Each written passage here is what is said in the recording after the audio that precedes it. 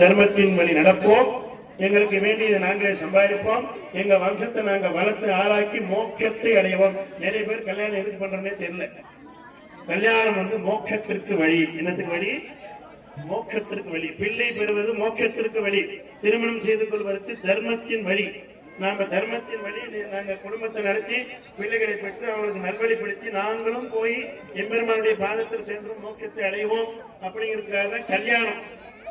அந்த மாதிரி நம்ம வீட்டுல பத்திரிகை எடுக்கும்போது நம்ம பத்திரிகையில கல்யாணம் போட மாட்டோம், விவாகம் அப்படின்னு போடும். விவாக சுப முகூர்த்த பத்திரிகை. விவாகம் நமக்கு தான், கல்யாணம் சாமிக்கு தான். நமக்கு கல்யாணம் கிடையாது. கல்யாணம்னாக்க பேச்சு கல்யாணம் சொன்னான். ஆனா திருமணம் என்னன்னு பத்திரிகை போடலாம்.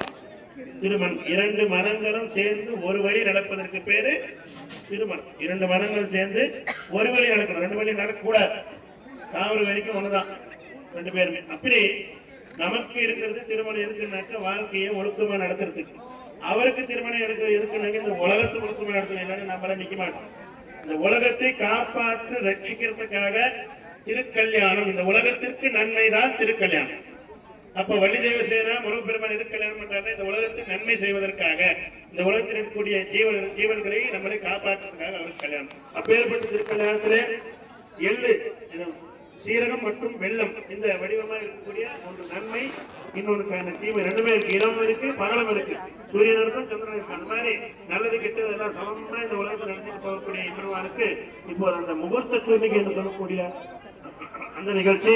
அதன் பிறகு தாரை வார்த்தை கொடுக்கிறது. கன்னியாதானவன் பேரு, அது ஒரு முகூர்த்தம். தாரை வார்த்தை கொடுக்கிறது ஒரு முகூர்த்தம். அதன் பிறகு மாங்கல்யத்தை சமர்ப்பணம் பண்ணுவோம் இல்லையா?